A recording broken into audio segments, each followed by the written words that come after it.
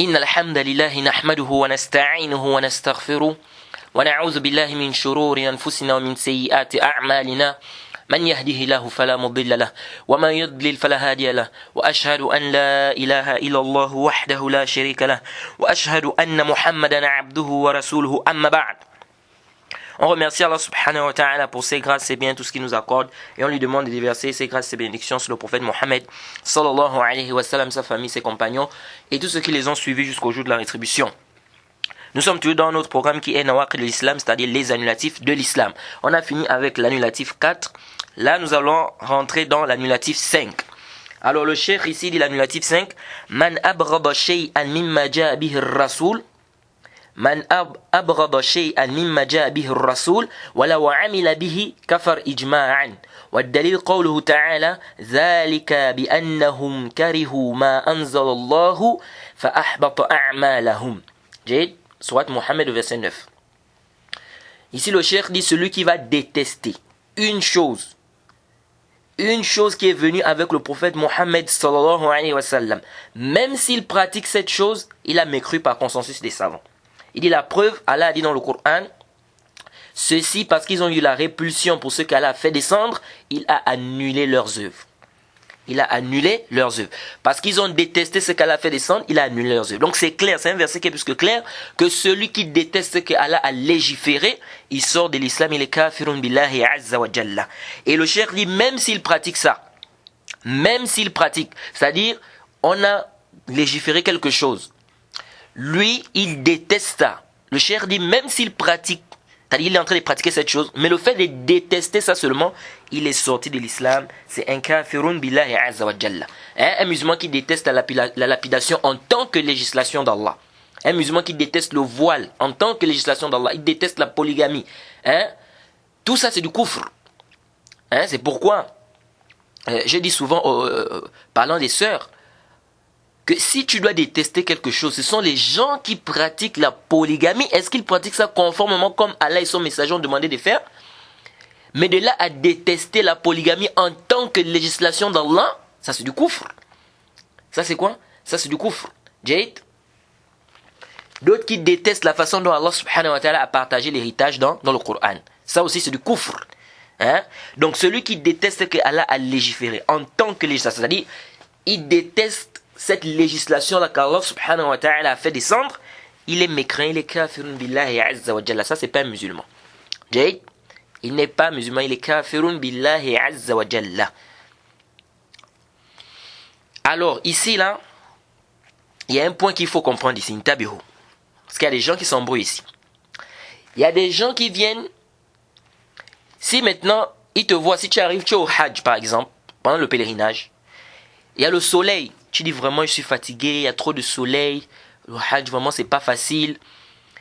Il te dit quoi? Il te dit que ça c'est du kufr. Oh, comment ça c'est du kufr? Il dit oui parce que le fait que c'est-à-dire la manière dont tu te plains, ça veut dire que tu n'es pas d'accord avec la législation d'Allah, ça veut dire que tu détestes ce qu'Allah a légiféré, c'est-à-dire que tu détestes le hajj et donc tu es kafirun billahi azza wa jalla. Wa hadha qawlun batil. Ça c'est une parole qui est nulle et non avenue. Qui vous a précédé dans ça? D'autres sont allés même très loin. Ils vont te dire que si tu rases la barbe, c'est un signe que tu détestes la barbe. Et donc si tu détestes la barbe, c'est que tu détestes ce qu'Allah a légiféré et par conséquent tu es kafir. Subhanallah. Qui vous a précédé dans ça? Mais si on fonctionne comme ça, on va rendre une grande partie des musulmans mécréants. C'est-à-dire on va rendre une bonne partie des musulmans mécréants parce que ici là, ça veut dire que quelqu'un qui tombe dans un péché, ça prouve qu'il déteste le contraire de ça? Non. Donc quelqu'un maintenant, il laisse traîner ses vêtements au sol. Toi tu viens, tu dis, le fait qu'il laisse traîner ses vêtements au sol, ça veut dire qu'il déteste le fait de couper le vêtement, n'est-ce pas, en deçà pour que ça ne dépasse pas les chevilles. Et donc, puisqu'il déteste ça, il est kafir. Non. Intabihu lihaza. Ça ne montre pas quoi? Ça ne montre pas que la personne est sortie de l'islam. Jade. Donc il faut faire cette différence-là. Jade. Et puis aussi, il y a ce qu'on appelle, comme dit le cheikh Ibn Uthaymin, il y a ce qu'on appelle, c'est-à-dire quelqu'un peut répugner quelque chose, c'est-à-dire peut détester quelque chose de manière naturelle. Ça veut dire quoi ça? Allah subhanahu wa ta'ala, il nous a par exemple dit dans le Coran, Surat Baqarah, verset 216. Kutiba alaykumul qital wa huwa kurhun lakum.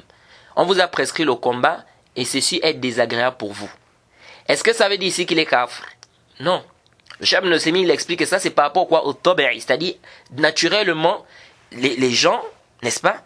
Quelqu'un, il n'aime pas quand on le tue, il n'aime pas quand on le blesse, n'est-ce pas? Donc ça c'est quoi? C'est naturel. Donc une personne peut éprouver ça par rapport au djihad. Mais ici, cela ne voudrait pas dire qu'il déteste ici la législation d'Allah, c'est-à-dire qu'il déteste le djihad en tant que législation d'Allah subhanahu wa ta'ala. Il faut faire la part des choses. Il ne faut pas mélanger les choses. Il ne faut pas mélanger les choses. Il ne déteste pas quoi? Il ne déteste pas cette législation-là qui est quoi? Qui est le combat qu'Allah légifère, bien le djihad. Mais ici, c'est de manière naturelle, n'est-ce pas? L'être humain de manière naturelle. Il n'aime pas quand on le blesse, il n'aime pas quand on le tue, n'est-ce pas? Donc, ce qui veut dire quoi?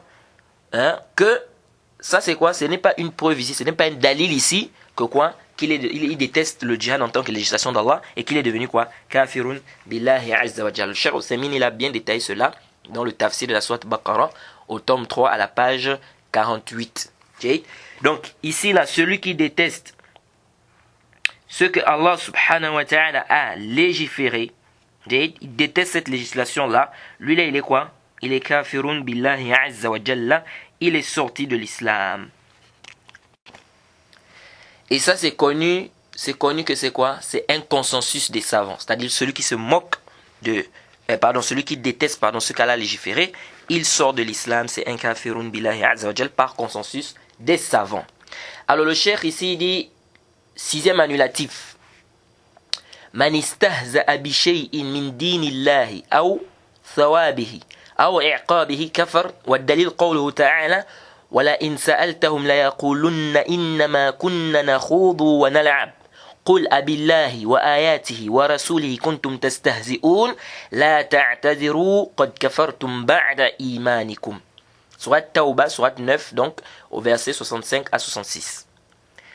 Ici on a quoi? L'annulatif 6. Le cheikh dit celui qui va se moquer d'une chose de la religion d'Allah ou d'un châtiment, d'une récompense, ou d'un châtiment, il a mécru. La preuve de ça, Allah subhanahu wa ta'ala dit, si tu leur demandes, ils te diront, on ne faisait que jouer. Dis, est-ce d'Allah, de ces versets, de son messager, dont vous vous moquez, ne vous excusez pas, vous avez mécru après avoir eu la foi. Ça c'est plus que clair. Donc celui qui se moque de la religion d'Allah, celui qui se moque du prophète Mohammed sallallahu alayhi wa sallam, celui qui se moque d'Allah subhanahu wa ta'ala, il est kafirun billahi azza wa jalla. Ça c'est par consensus des savants comme a dit Ibn al-Arabi, qu'il n'y a pas de différence entre celui qui se moque en blaguant et celui qui se moque, n'est-ce pas, en étant sérieux. Il n'y a pas de quoi, il n'y a pas de différence. Donc quelqu'un ne va pas se moquer de la religion et puis dire non, je blaguais. On dit non, ici là il n'y a pas de blague. Celui qui se moque de la religion, celui qui se moque de ce qu'Allah subhanahu wa ta'ala a légiféré, il est kafirun billahi azza wa jal, qu'il blague ou qu'il ne blague pas. Ça c'est plus que clair. Ibn al-Arabi il a bien détaillé que c'est un consensus. Et j'ai dit bien Ibn al-Arabi al-Maliki. Je ne parle pas de Ibn al-Arabi le Soufi. Non. Ibn al-Arabi bi alif wa lam. Le savant malikite. Donc, celui-là qui va se moquer de la religion d'Allah subhanahu wa ta'ala, il est quoi? Il est kafirun billahi azza wa jalla. Et le verset est plus que clair.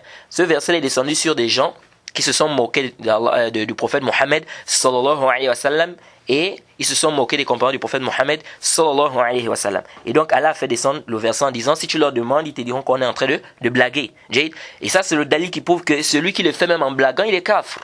Il n'y a pas de blague dans ça. Et pourquoi Allah subhanahu wa ta'ala, si tu leur demandes, ils vont dire qu'on est en train de blaguer. Dis, est-ce d'Allah, de ses versets, de son message dont vous vous moquez, ne vous excusez pas, vous avez mécru après avoir eu la foi. Donc celui-là qui va se moquer de la religion, c'est un mécréant, un kafirun billahi azza wa jalla. Et ici là les savants ils ont débattu concernant ces gens-là qui se sont moqués ici du prophète ou bien des compagnons. Est-ce qu'ils étaient à la base c'était des hypocrites ou bien c'était des musulmans? Mais l'avis qui est juste c'est que c'était des musulmans. C'était des musulmans, et ça c'est l'avis du Cheikh al-Islam Ibn Taymiyyah et de beaucoup des savants. Pourquoi? Parce que Allah subhanahu wa ta'ala a dit, le verset est clair. Allah subhanahu wa ta'ala dit la ta'taziru qad kafartum ba'da imanikum. Ne vous excusez pas, vous avez mécru après avoir eu la foi. Donc ça veut dire ici que c'était des musulmans. Parce que celui qui est hypocrite, aslan, il n'a jamais eu la foi. Un hypocrite, parce que l'hypocrite, c'est celui qui cache quoi? Il cache la mécréance et il montre quoi? Il montre l'islam. Jade. Lui là, aslan, il n'a jamais eu la foi. Pourquoi? Parce que il cache quoi? Il cache sa mécréance. Jade. Donc aslan, il n'est même pas, on peut pas dire qu'il a eu la foi. Donc lorsqu'Allah dit, si vous avez mécru après avoir eu la foi, ça veut dire qu'ils avaient la foi. Donc ils étaient vraiment des musulmans. Jade. Donc la vie qui est juste, c'est que c'était des musulmans. Jade. Mais maintenant, le fait de se moquer de la religion d'Allah, ça se divise, les savants divisent en deux. Jade. Ils vont dire il y a une moquerie qui est claire, sarih. Jade. Et il y a une moquerie qui peut se faire à travers quoi? Des gestes. Hein? Vous savez, se moquer, c'est pas seulement quoi? C'est pas seulement de prononcer des propos, non. On peut se moquer à travers les gestes. Hein, en faisant signe des yeux, avec des doigts, hein, et puis on rit, etc. Jade. Donc ça c'est quoi? Ça c'est la division de... Hein, quand les savants ils parlent de quoi? De la moquerie. Ils disent que ça peut être clair comme ça peut être par des signes. Jade. Ça rentre dans quoi? Dans la moquerie. Jade.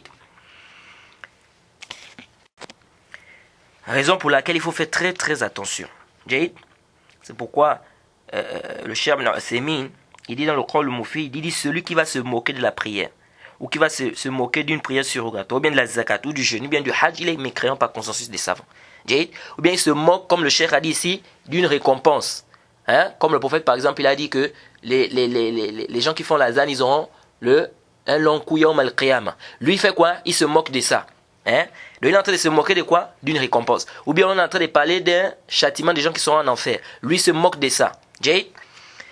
Tout ça, c'est quoi? C'est du kufr. Donc le fait de se moquer d'une récompense qu'Allah subhanahu wa ta'ala a donnée, ou bien de se moquer d'un châtiment qu'Allah subhanahu wa ta'ala a expliqué, ou bien a fait descendre, ça c'est quoi?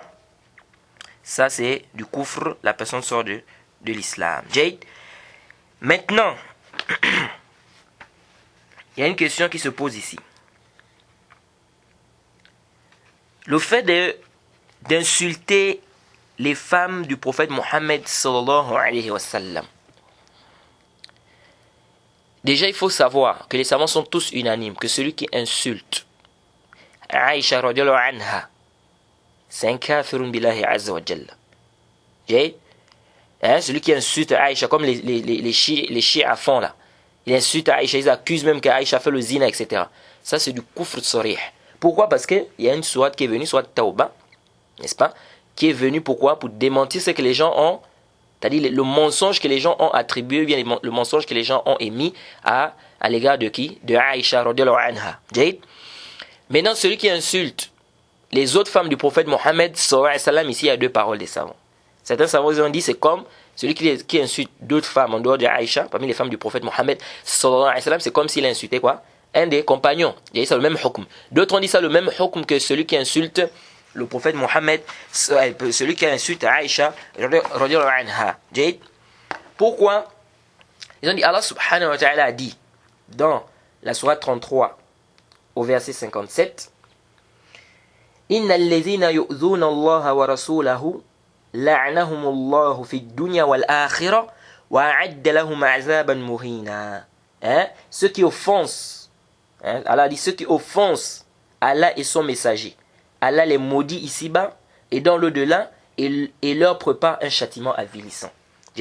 Quand tu insultes, le fait d'insulter les femmes du prophète, tu es en train d'offenser le prophète Mohammed sallallahu alayhi wa sallam. Donc ça c'est clair que quoi? Que c'est un interdit. Donc ça c'est par rapport au fait d'insulter les femmes du prophète Mohammed sallallahu alayhi wa sallam. Quant au fait d'insulter les compagnons du prophète Mohammed sallallahu alayhi wa sallam, déjà il faut savoir que c'est venu dans le Sahih al-Bukhari, le hadith d'Abu Sa'id al-Khudri, que le prophète Mohammed sallallahu alayhi wa sallam a dit La tasubbu ashabi falaw anna ahadakum anfaqa misla uhudin zahaban ma balagha mudda ahadihim wala nasifahu.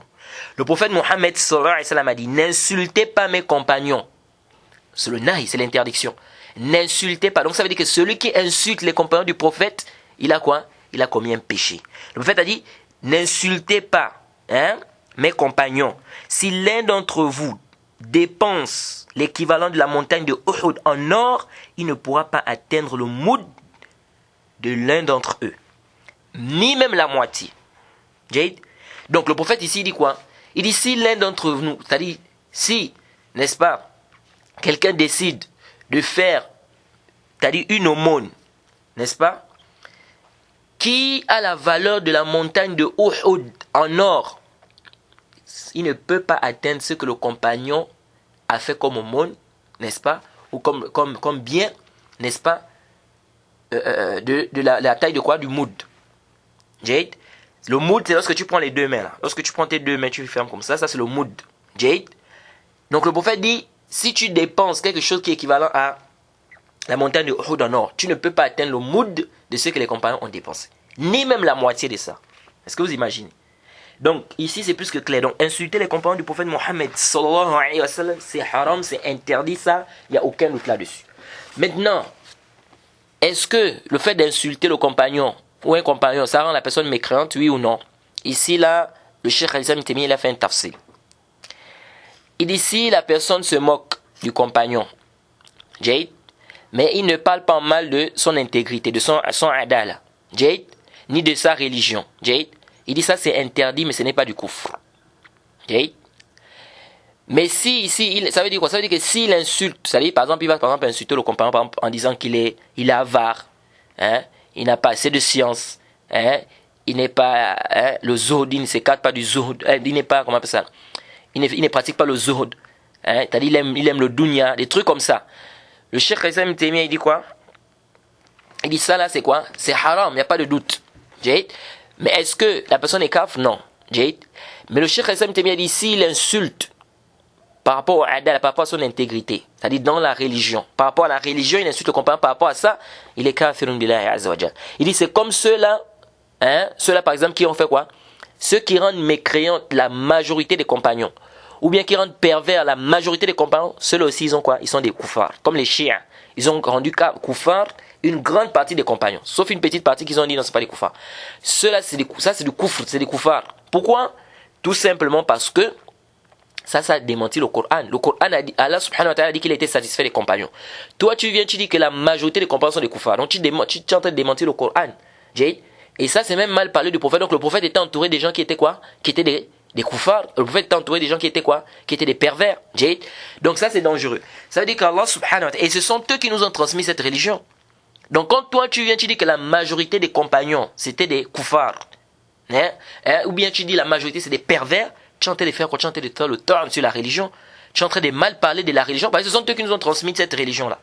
Donc ça veut dire qu'ils nous ont quoi? Dans ce qu'ils nous ont transmis quoi? N'importe quoi, du mensonge et tout. Donc ça c'est du kufr. Et ça tu viens carrément faire quoi? Tu viens carrément démentir le Coran qui a dit que, c'est-à-dire que le Coran, Allah subhanahu wa ta'ala a dit qu'il était satisfait des compagnons. Donc il faut faire très très attention par rapport à quoi? Par rapport à ce hukum là. Et il est interdit également aux musulmans de se moquer de son frère musulman. Ça aussi c'est quoi? C'est interdit. Allah subhanahu wa ta'ala a dit dans le Coran, Surat Hujurat au verset 11, Ya ayyuhallazina amanu la yaskhar qawmun min qawmin asa an yakunu khayran minhum wa la nisa'un min nisa'in asa an yakunna khayran minhunna. Allah subhanahu wa ta'ala dit, oh vous qui avez cru que l'un, c'est-à-dire qu'un groupe de croyants ne se moque pas d'un autre groupe de croyants, il se peut qu'ils soient meilleurs que, n'est-ce pas, qu'un groupe de femmes aussi, n'est-ce pas, ne se moque pas d'un autre groupe de femmes, il se peut qu'elles soient meilleures qu'elles. Donc c'est plus que clair que le musulman ne doit pas se moquer, il ne doit pas se moquer il ne doit pas se moquer de son frère musulman. C'est pourquoi les savants ils ont dit, ceux qui se moquent des savants, celui qui se moque du savant, à cause de ce que ce savant-là a, c'est-à-dire à cause de la pratique de la religion, ça c'est du kufr. À cause de la pratique de la religion, c'est-à-dire ce qu'il pratique comme qui est venu dans le din, ça c'est du kufr. Parce que ça c'est quoi? Ça c'est se moquer de la religion, comme le Cheikh Ibn Usaymin a expliqué.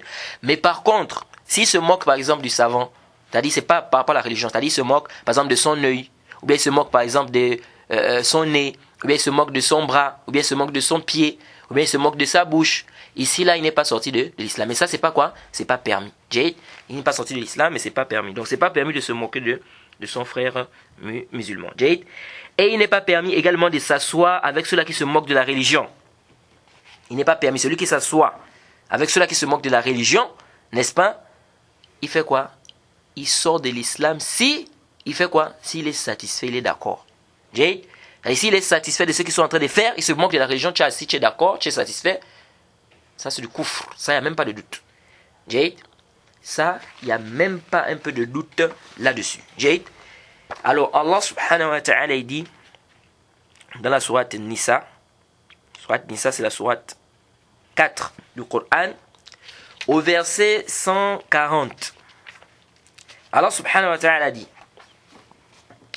وَقَدْ نَزَّلَ عَلَيْكُمْ فِي الْكِتَابِ أَنْ إِذَا سَمِعْتُمْ آيَاتِ اللَّهِ يُكْفَرُ بِهَا وَيُسْتَهْزَأُ بِهَا فَلَا تَقْعُدُوا مَعَهُمْ حَتَّى يَخُوضُوا فِي حَدِيثٍ غَيْرِهِ إِنَّكُمْ إِذًا مِثْلُهُمْ إِنَّ اللَّهَ جَامِعُ الْمُنَافِقِينَ وَالْكَافِرِينَ فِي جَهَنَّمَ جَمِيعًا. Sourate 4, verset 140. Allah dit, dans le livre, il vous a déjà été révélé ceci. Lorsque vous entendez qu'on renie les versets d'Allah, qu'on mécroit aux versets d'Allah, et qu'on s'enraille, ne vous asseyez point avec ceux-là jusqu'à ce qu'ils entreprennent une autre conversation. Sinon, vous serez comme eux. Allah rassemblera certes les hypocrites et les mécréants tous dans l'enfer. Donc c'est plus que clair que il n'est pas permis à un musulman de s'asseoir avec des gens. On voit des musulmans comme ça, on est en train de se moquer de la religion, on est en train de se moquer du prophète. Lui il est là et il rit même. Tu ris quoi? Tu ris, c'est grave ce que tu es en train de faire. Donc il faut faire très attention les frères.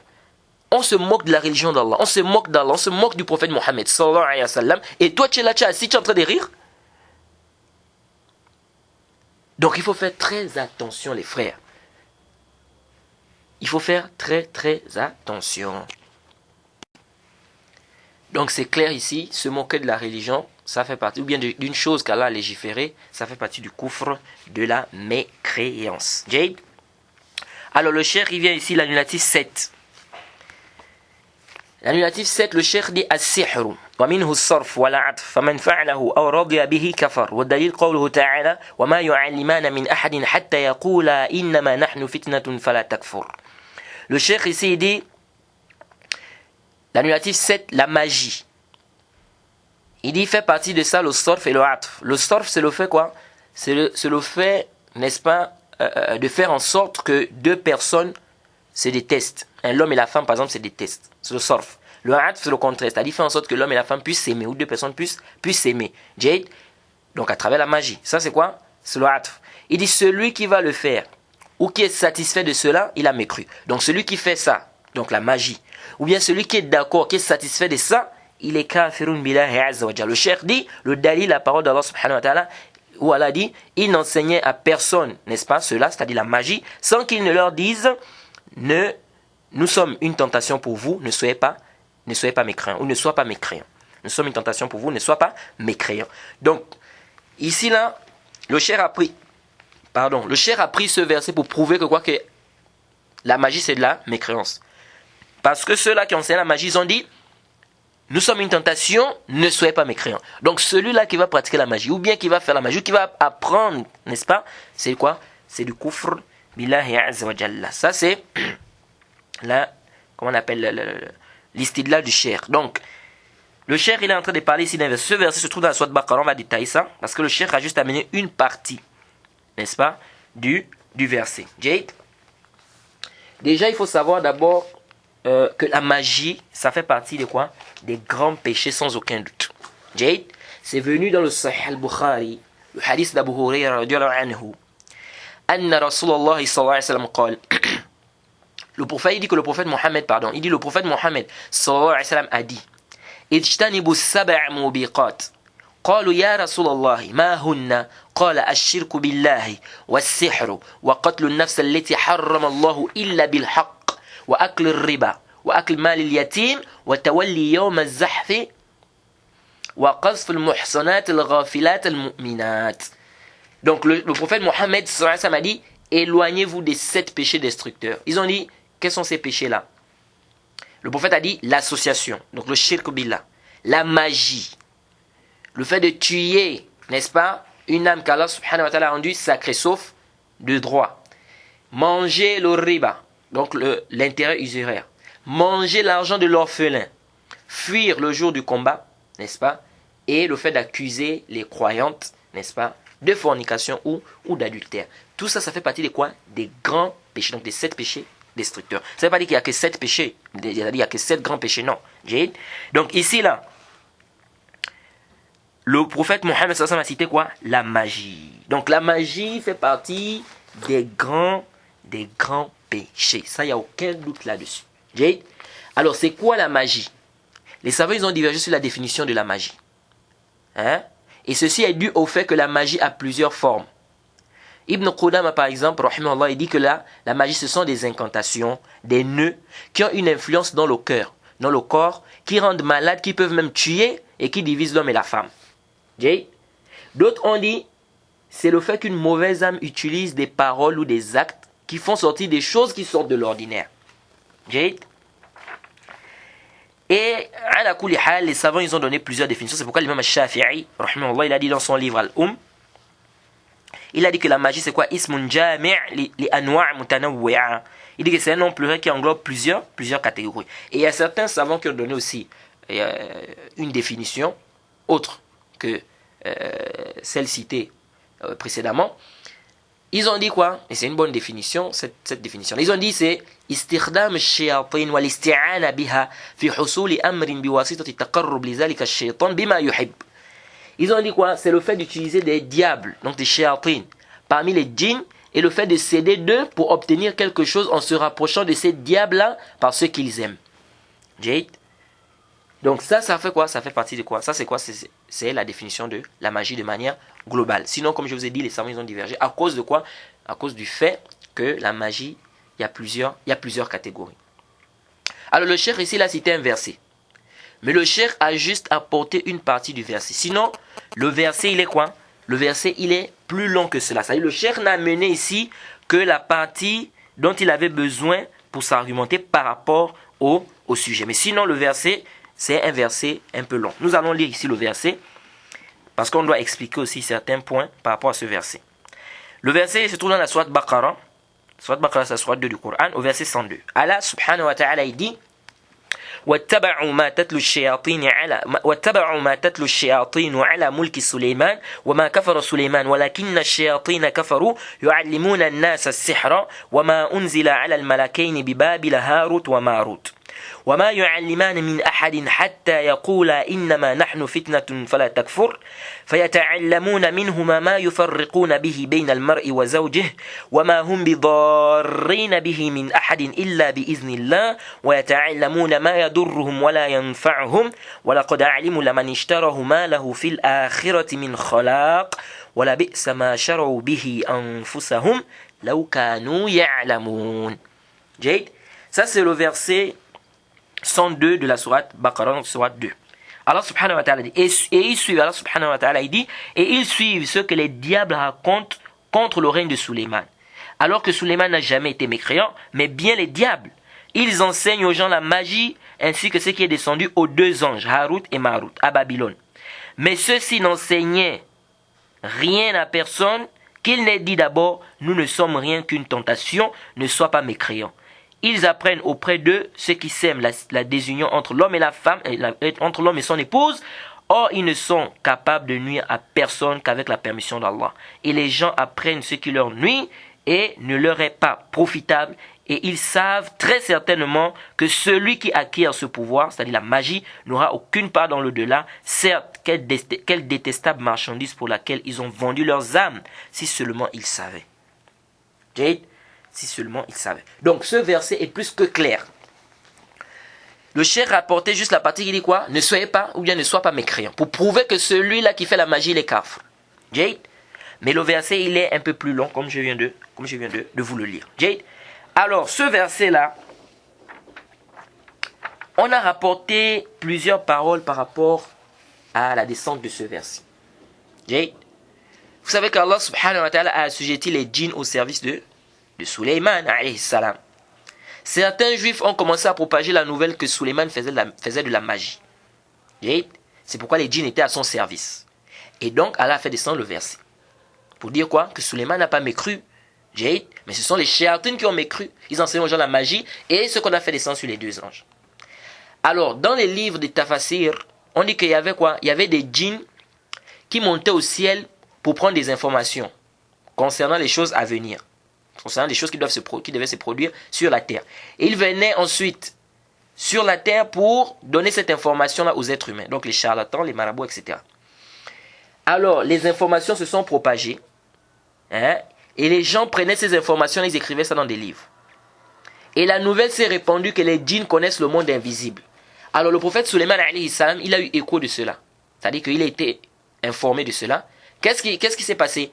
Il a ordonné de prendre tous les livres là, où il y avait des informations, n'est-ce pas, sur les choses qui devaient arriver, que les djinns, n'est-ce pas, apportaient. Il a demandé de prendre tous ces livres-là et d'enterrer ça sous son trône. Et il avait ordonné.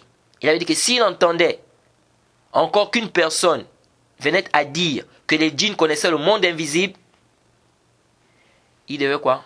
Couper sa tête. Alors lorsque le prophète Suleiman est mort, Shaitan a pris la forme d'un être humain. Et il est venu voir les gens. Il leur a dit, je vais vous informer d'un trésor. Si vous allez prendre ce trésor-là, vous aurez la vie à perpétuité. C'est-à-dire, vous serez quoi? Vous n'allez pas mourir. Ils ont dit, c'est quoi?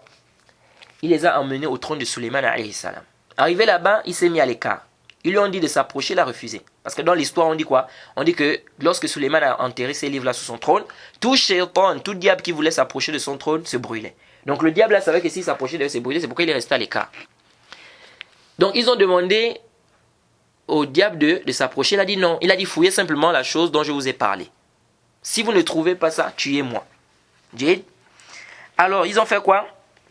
C'est ainsi qu'ils ont fouillé et ils ont trouvé les livres en question. Lorsqu'ils ont fait sortir les livres, qu'est-ce que Shaitan leur a dit? Il leur a dit voici les livres avec lesquels Suleiman alayhi salam travaillait. Donc Suleiman c'était un magicien. C'est pourquoi les djinns étaient à son service. Alors de là, la nouvelle s'est répandue. Chez les enfants d'Israël, ils ont pris les livres, là, ils ont gardé ça. Et ils ont commencé à propager la nouvelle que donc Suleiman, n'est-ce pas, c'était un magicien. Ça, c'est parmi les histoires qu'on ramène dans les livres des Tafasir. Deuxième histoire qu'on ramène par rapport à la descente du verset.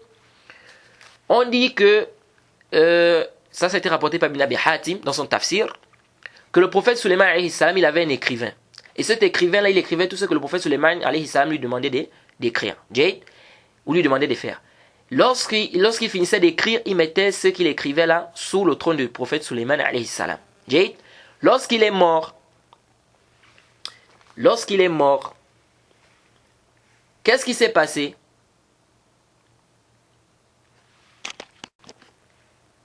Les shayatines sont venus. Ils ont pris les livres. Lorsque le prophète Suleiman alayhi salam est mort, les shayatines sont venus, ils ont pris les livres là qui étaient enterrés là.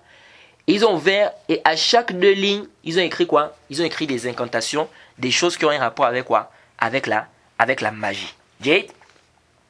Après, ils ont pris les livres là, et ils ont propagé ça chez les enfants d'Israël.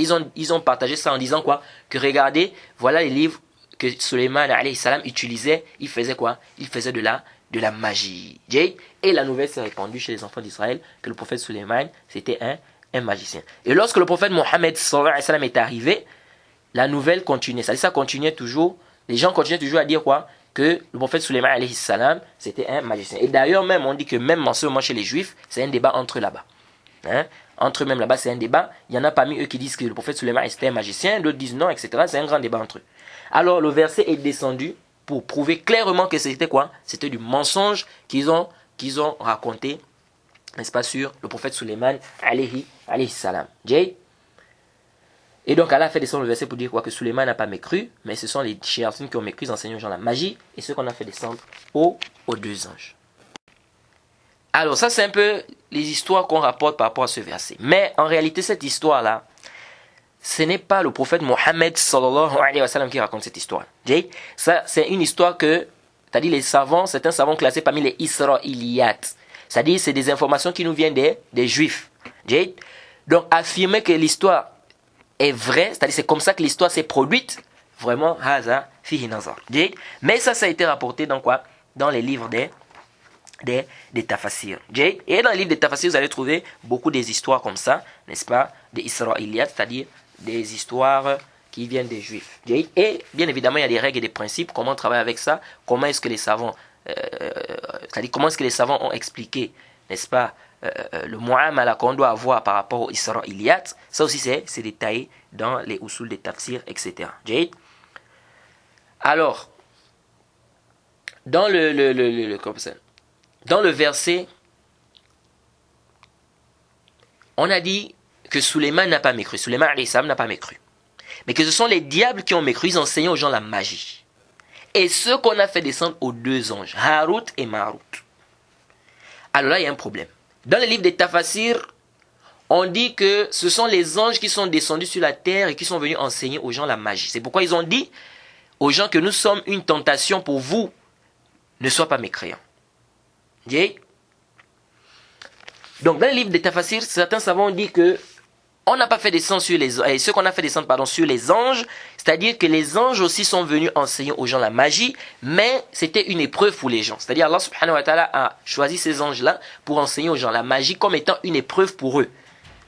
C'est pourquoi ils ont dit, nous sommes pour vous une tentation, ne sois pas mécréant. Donc Allah dit, Wama unzila ala al-malakain. Mais ici là, il y a une grande divergence des savants sur ce verset.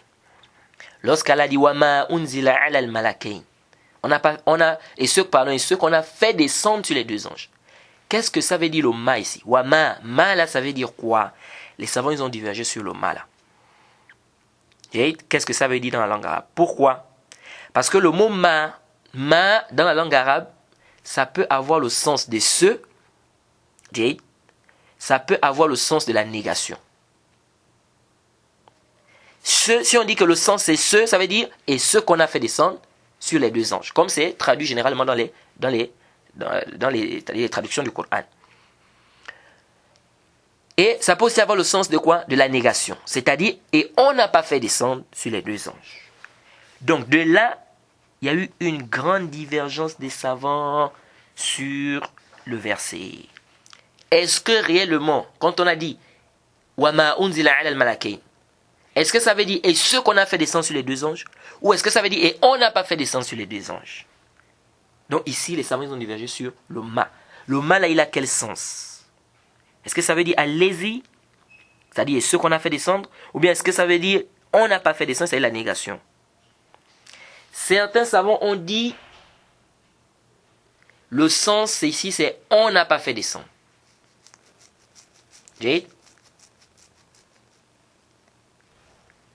Et on n'a pas fait descendre. D'autres savants, ils ont dit non. Ça veut plutôt dire et ce qu'on a fait descendre sur les deux anges. Donc on a fait descendre la magie sur les deux anges pour enseigner ça aux gens. Mais c'était une épreuve. Allah a voulu éprouver ces gens-là. À travers ces deux anges-là. Et ça, c'est l'explication d'un groupe de savants. Donc ils disent que Harut et Marut, ce sont deux anges. Harut et Marut, ce sont deux anges. Et d'autres savants disent non. D'autres savants disent non. Ils ont dit ici le ma, c'est la négation. Et on n'a pas fait descendre sur les deux anges. Et qui sont les deux anges? Dans certains livres de Tafasir, on dit que c'est Jibril et Mikaël. Et dans d'autres livres de Tafasir, on dit que c'est deux autres anges. Et ils disent même que ça prouve ici la haine que les Juifs avaient envers Jibril et Mikaël. Alors, parce qu'ils ont accusé Suleiman alayhi salam qu'il travaille avec de la magie ainsi que les anges d'Allah subhanahu wa ta'ala. Donc Allah fait descendre le verset pour démentir cela. Et c'est comme si Ibn Kathir, il tend vers cet avis. Zahir. Il dit vers l'avis de ceux qui disent quoi? Que le verset c'est on n'a pas fait descendre. Et Ibn Jarir al-Tabari, il a dit quoi? Wa ta'wil wa taba'u ma tatlu. C'est-à-dire le sens du verset. Wa taba'u ma tatlu shayatin ala mulki Suleiman min as-sihr wa ma kafara Suleiman wa ma anzala Allahu ala malakain walakin ash-shayatin kafaru yu'allimuna an-nas as-sihra bi babil Harut wa Marut.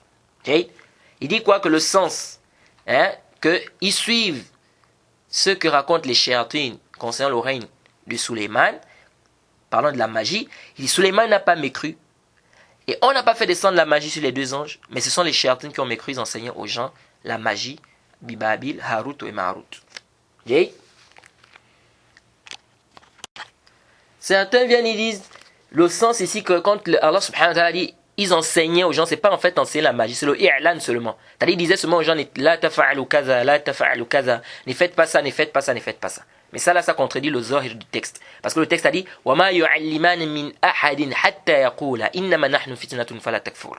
Qu'ils n'enseignaient rien à personne sans dire, nous sommes une tentation, ne sois pas mécréant. Donc on a bien dit, ils n'enseignaient rien à personne. Donc ça veut dire qu'ils enseignaient. Donc venez dire que le sens enseigner ici, c'est pas enseigner, c'est juste informer. En disant quoi, ne faites pas ceci, ne faites pas cela. هذا القول ليس بالصحيح. جيد. Alors le cher Taqi Din al-Hilali, qui faisait partie des savants du Maghreb et qui était connu, il connaissait près de 7 langues différentes, il a dit dans son livre Sabil al-Roshad, il dit ceci, Arju an tantabihu. Parce que ce khilaf là, il est très, c'est-à-dire c'est un khilaf qui est shadid. Il dit ceci dans son livre là. La a'lamu ayatan fi kitabillahi tahayyartu fi tafsiriha kama tahayyartu fi tafsir hadhihi al-aya لأن الناس من زمن الصحابة إلى يومنا هذا اختلفوا في تفسيرها وأن أستعين بالله واختار القول الذي أراه الصحيحا مطابقا لأصول وما أبرئ نفسي من الخطأ فأقول وبالله التوفيق. Le cheikh il dit ceci. Il dit Wala a'lam, je ne connais pas un verset dans le livre d'Allah dont j'ai fouillé ou cherché l'exégèse comme j'ai cherché l'exégèse de ce verset-là. Il dit car les gens, depuis le temps des compagnons du prophète Mohammed sallallahu alayhi wa sallam jusqu'à aujourd'hui, ils ont divergé sur l'exégèse ou l'explication de ce verset. Et je demande l'aide d'Allah subhanahu wa ta'ala. Et je choisis la parole que je trouve correcte, authentique, en accord avec les fondements, les principes. Et je ne m'exclus pas, ou bien je n'exclus pas le fait que je puisse me tromper. Et je demande l'assistance d'Allah subhanahu wa ta'ala. Puis, le cheikh a cité des paroles des exégètes, n'est-ce pas, par rapport à ce verset. On va parler de tout ça, parce que ce n'est pas ce qui nous importe. Ce qui nous importe, c'est la parole du cheikh, la vie que le cheikh a eu à adopter, et comment est-ce qu'il a expliqué cela. Alors, et pourquoi il a eu cet avis? Donc, le cheikh continue en disant, وقال ابن جرير الطبري, c'est le cheikh Taqi Din al-Hilali, il continue, il dit, وقال ابن جرير الطبري سيد المفسرين في زمانه أن ما في قول وما أنزل على الملكين نافية أي لم ينزل الله السحر على الملكين. Le cheikh dit, Ibn Jarir al-Tabari il a dit, grand savant des tafsirs à son temps, il a dit ceci, que le ma dans le verset, lorsqu'elle a dit وما أنزل على الملكين, il dit c'est le ma de négation. C'est-à-dire, Allah n'a pas fait descendre la magie sur les deux anges. Jade.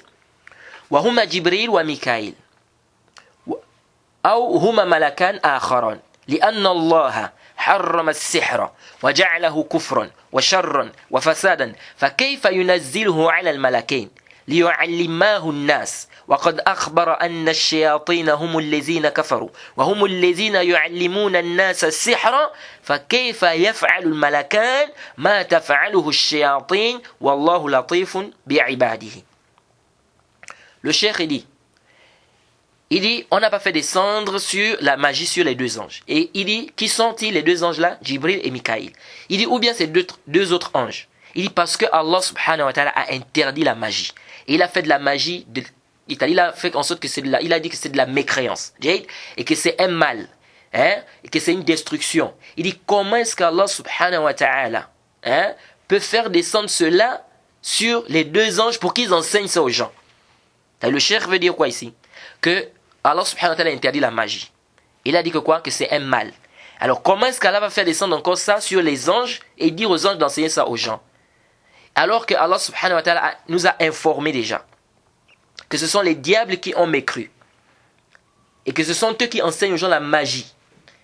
Comment les deux anges peuvent faire ce que les diables font? Et Allah est clément envers ses serviteurs. Ensuite, le cheikh continue, il dit ceci. وهذا القول هو الذي انشرحت له نفسي واطمأن إليه قلبي وأما هاروت وماروت فعلى القول الأول هما اسمان لملكين وعلى القول الذي اخترت واتبعت فيه ابن جرير هما اسمان لرجلين من أهل بابل كان يفعلان ذلك وكان مع ذلك ينصحان الناس بعدم التعلم. Le cheikh dit, et ça c'est la parole, n'est-ce pas, que j'adopte, et dans mon cœur ça pèse. Quelle parole? Qui dit que quoi? Que le verset, le sens du verset c'est on n'a pas fait descendre sur les deux anges. Il dit quant à Harut et Marut, il dit, si on prend la première parole, le premier avis, c'est le nom des deux anges. Il dit, mais si on prend la parole que j'ai choisie, et la parole là où j'ai suivi Ibn Jarir, c'est le nom de deux hommes de Babylone, qui faisaient cela. Et avec cela, il disait aux gens quoi? Il disait aux gens de ne pas apprendre la magie. C'est-à-dire ici là, le cheikh dit, si on prend la première parole, on va dire que Harut et Marut c'est deux anges. Il dit, mais si on prend la parole qui dit que le verset c'est on n'a pas fait descendre sur les deux anges, n'est-ce pas? Il dit ici, Harut et Marut ce sont deux hommes de Babylone qui enseignent les gens la magie et qui disaient, n'est-ce pas, aux gens que ne soyez pas, nous sommes une tentation pour vous, ne soyez pas quoi? Ne soyez pas mécréants. Jade. Et on rapporte cette parole d'Ibn Abbas aussi, qu'il a dit que c'est on n'a pas fait descendre. Jade. Et ils disent qu'Allah subhanahu wa ta'ala dit La ya'souna Allah ma amarahum wa yafa'aluna ma yu'marun. Allah subhanahu wa ta'ala dit que les anges ne désobéissent pas dans ce qu'il leur ordonne de faire, ils font ce qu'Allah subhanahu wa ta'ala leur ordonne de faire. Ils disent comment se fait-il que les anges vont enseigner les gens la magie qui est du koufr?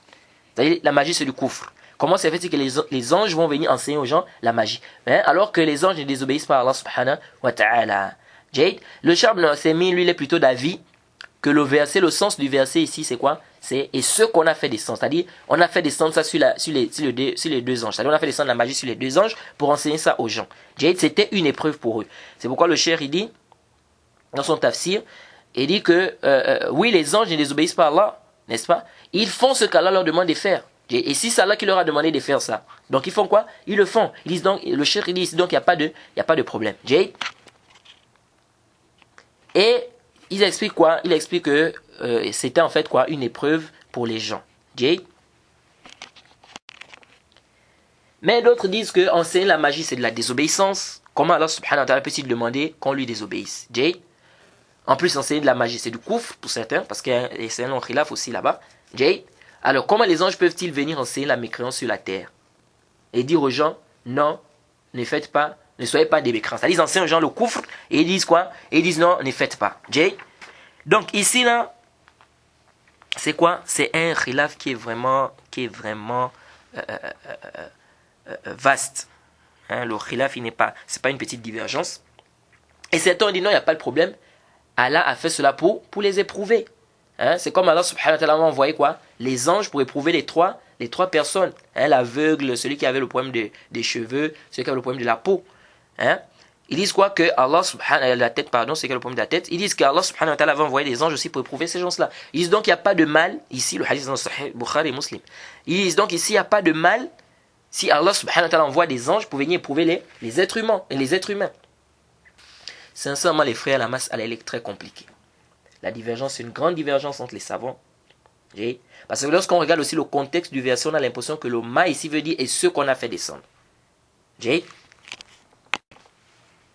Parce que ici on va dire, on n'a pas fait descendre sur les deux anges de Babylone. Harut et Marut, ils n'enseignaient pas, les deux n'enseignaient pas, ils n'enseignaient à personne cela sans dire, nous sommes une tentation pour vous, ne soyez pas mécréants. Donc quand on voit bien le verset, si on voit bien le contexte, on a ici l'impression que quoi? Que ce sont les deux anges dont il est question. وَمَا أُنزِلَ عَلَى الْمَلَكَيْنِ بِبَابِلَ هَارُوتَ وَمَارُوتَ وَمَا يُعَلِّمَانِ Qui? وَمَا يُعَلِّمَانِ, ça revient à qui? À Harut et Marut. Or les hommes ont dit Harut et Marut ici, c'est pas des anges, c'est deux hommes qui enseignent les gens la magie. Donc la mas'ala, le sujet, il n'est pas aussi simple que ça, vraiment les frères. C'est un sujet qui est très compliqué. La divergence, elle est forte. Raison pour laquelle la question, je suis en train de la réétudier. La question, je suis en train de la réétudier parce que je penchais plus d'avis des savants qui ont dit que le sens du verset ici, c'est qu'on n'a pas fait descendre sur les deux anges, mais ici, là, je suis en train de réétudier la question, parce que cette mas'ala, elle n'est pas aussi simple que ça. Vraiment, ça nécessite un long bahth. C'est pourquoi le cheikh Taqiyuddin al-Hilali, qu'est-ce qu'il a dit? Il dit, il n'y a pas un verset qu'il a fouillé son exégèse comme ce verset-là. Comme ce verset-là. Pour dire que c'est quoi? C'est pas une petite mas'ala. Quand on voit des gens aujourd'hui qui viennent, ils font les tafsirs, c'est des sourous là, ils amènent la vie comme ça, de manière, c'est-à-dire, c'est facile quoi. Non. La mas'ala, elle est vraiment compliquée. Si vous repartez vers les arguments des uns et des autres, vous voyez que le sujet, il n'est pas aussi simple. Il n'est pas aussi simple que ça. Alors, il y a aussi une histoire célèbre qui est dans les livres. Et cette histoire-là, beaucoup se basent là-dessus pour justifier que Harut et Marut, ce sont des anges. On dit que les anges ont dit à Allah subhanahu wa ta'ala, oh Allah, comment est-ce que tu peux patienter sur ces êtres humains-là? Ils sont en train de te désobéir, ils sont en train de, de suivre leur passion, ils assouvissent leur passion. Comment est-ce que tu peux patienter sur eux? Tu retardes leur châtiment au lieu de les châtier, de les châtier sur place. C'est ainsi qu'Allah subhanahu wa ta'ala a dit, eux, c'est-à-dire les êtres humains, c'est-à-dire Allah subhanahu wa ta'ala a dit maintenant aux anges, eux là, les êtres humains, ils croient à l'invisible. Vous les anges, vous croyez à ce que vous voyez.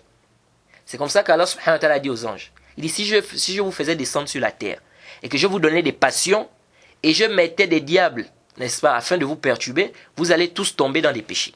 Et les anges de dire à Allah, non.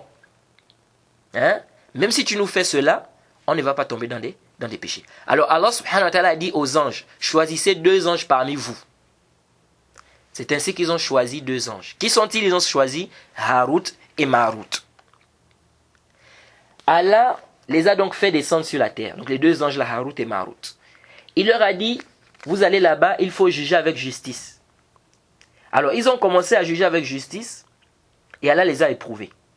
Il leur a envoyé une femme qui était très belle. Très belle.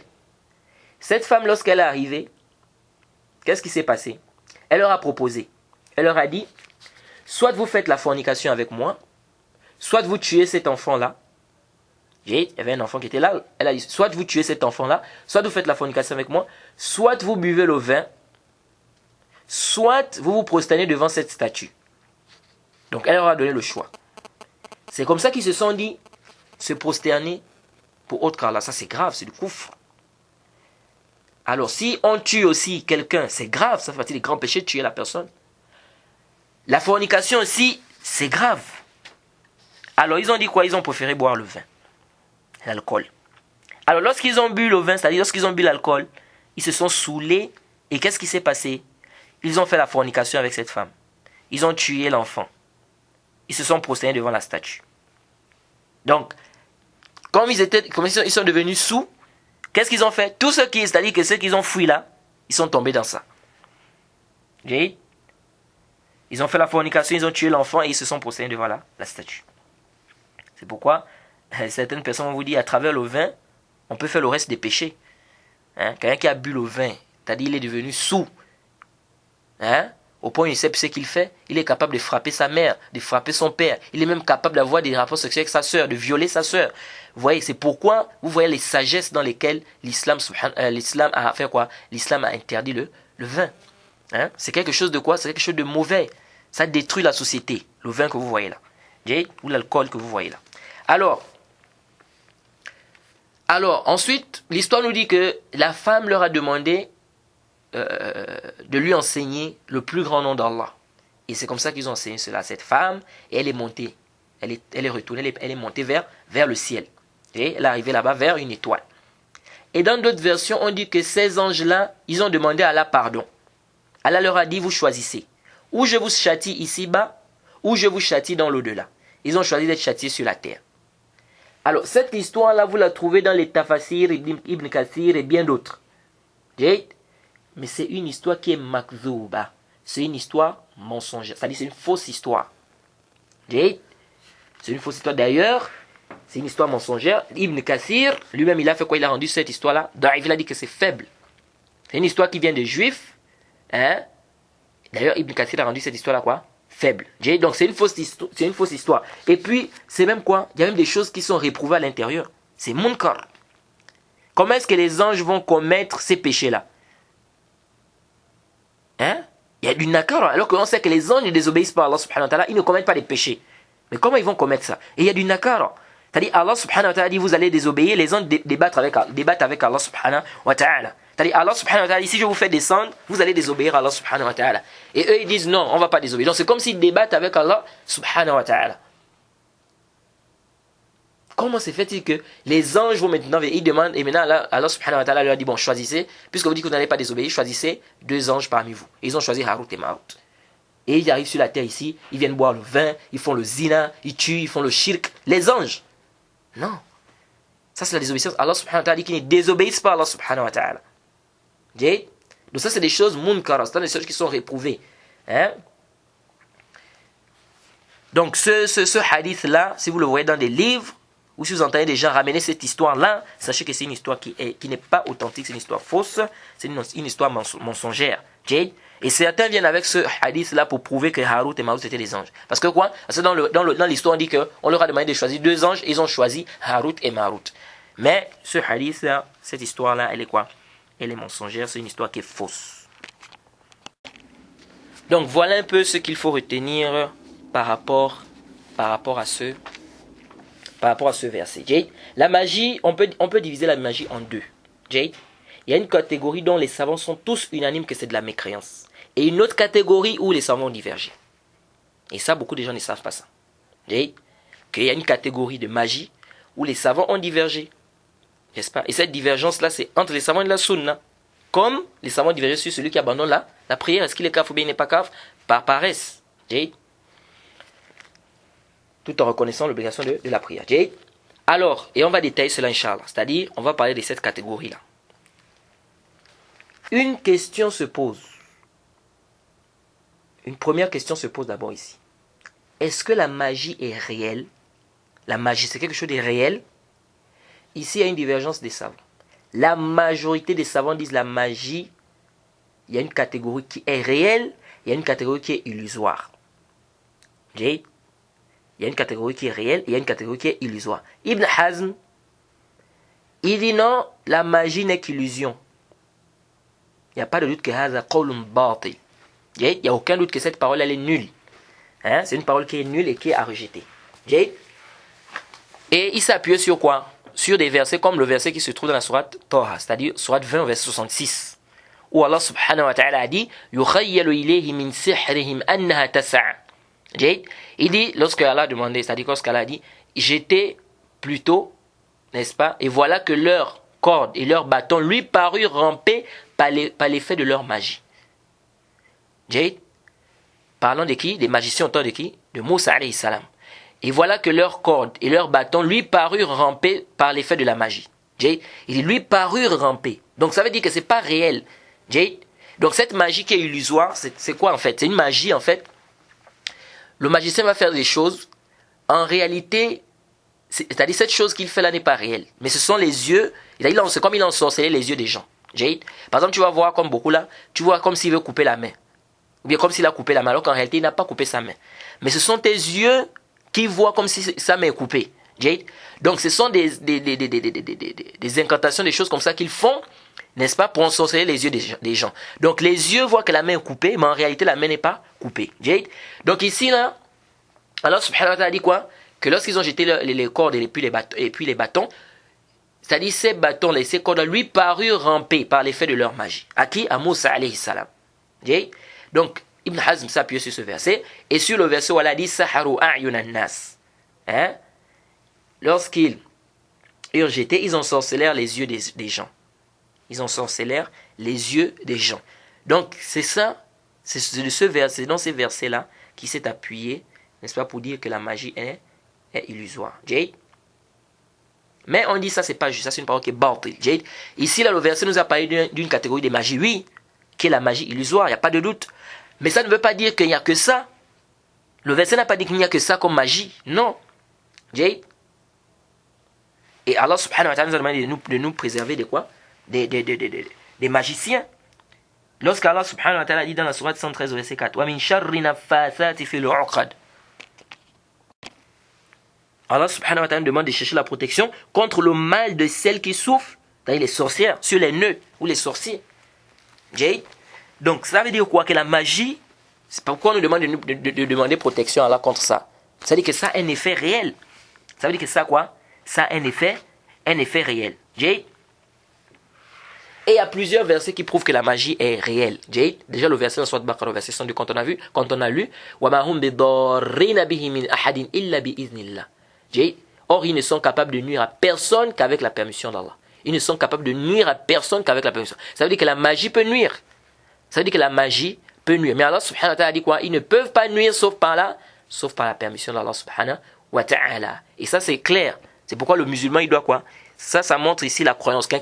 Un musulman, il doit bien apprendre son tawhid.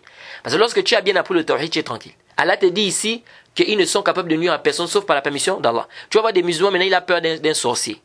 Il a peur d'un magicien. Allah te dit, ils ne peuvent te nuire que par la permission d'Allah. C'est-à-dire que si Allah subhanahu wa ta'ala n'a pas permis cela, il ne peut rien te faire.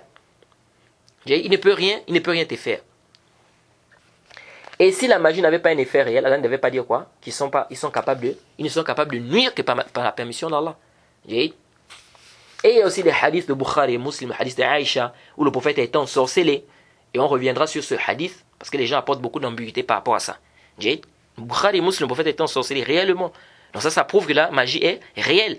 Le hadith de Bukhari, le prophète a dit quoi? Man tasabbaha bi sab'i tamarat ajwa lam yadurruhum sum wala sihr. Celui qui va se lever, n'est-ce pas, qui va prendre 7 dates de ajwa le matin, aucun poison ne pourra, n'est-ce pas, lui être nuisible, aucun poison ne pourra être nuisible pour lui, n'est-ce pas, ni aucune magie.